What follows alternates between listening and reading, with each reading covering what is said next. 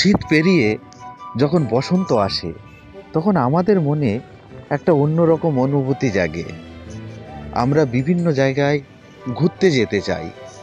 তো বন্ধুরা, আজ আমরা বেরিয়ে পড়েছি বোলপুর শান্তিনিকেতন বসন্ত উৎসবে।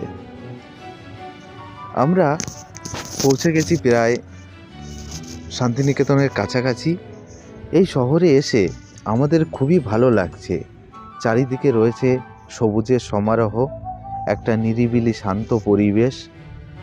আর এই শহরে এলেই যে মহান পুরুষের বা মানবের কথা মনে হয়, তিনি আমাদের সবার প্রিয় রবীন্দ্রনাথ ঠাকুর। তিনি সৃষ্টি করেছিলেন বিশ্বভারতী বিশ্ববিদ্যালয়, যেটা সমস্ত বিশ্ববাসী সম্মান করেন বা ভালোবাসেন। আমরা সোনাঝুরি হাটের খুব কাছেই চলে এসেছি, যেখানে বসন্ত উৎসব পালিত হচ্ছে।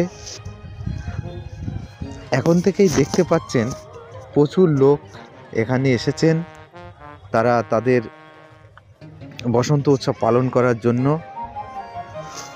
আমি এসেই তো খুবই ভালো লেগেছে আমার। বন্ধুরা, এখানকার সবথেকে যে জিনিসটি প্রিয় সেটি হলো সাঁওতালিদের নাচ।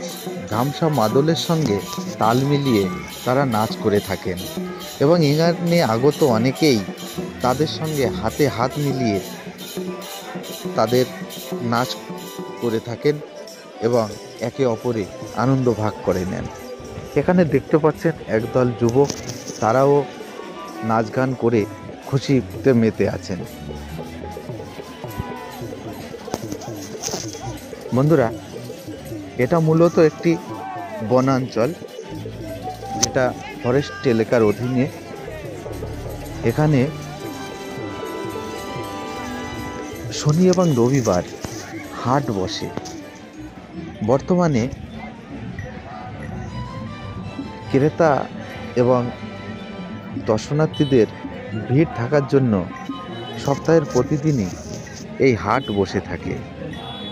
আপনারা এখানে বিভিন্ন রকমের হাতের কারুকার্য করা জিনিসপত্র পেয়ে যাবেন।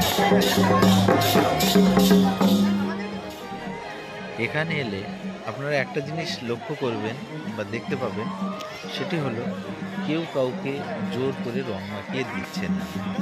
একে অপরে মিলেমিশে এখানে রং মাখানো হয় আর সবাই সবার সঙ্গে খুশিতে মেতে ওঠে।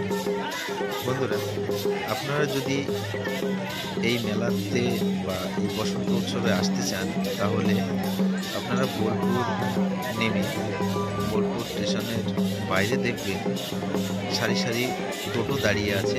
সেখান থেকে আপনারা 20 টাকা দিলেই এই সোনাঝুরি হাটে অনায়াসে পৌঁছে যাবেন। ভিডিওটি যদি ভালো লেগে থাকে তাহলে ভিডিওটি অবশ্যই লাইক শেয়ার করবেন এবং তার সঙ্গে আমাদের এই চ্যানেলটিকে সাবস্ক্রাইব করে আমাদের পাশে থাকবেন।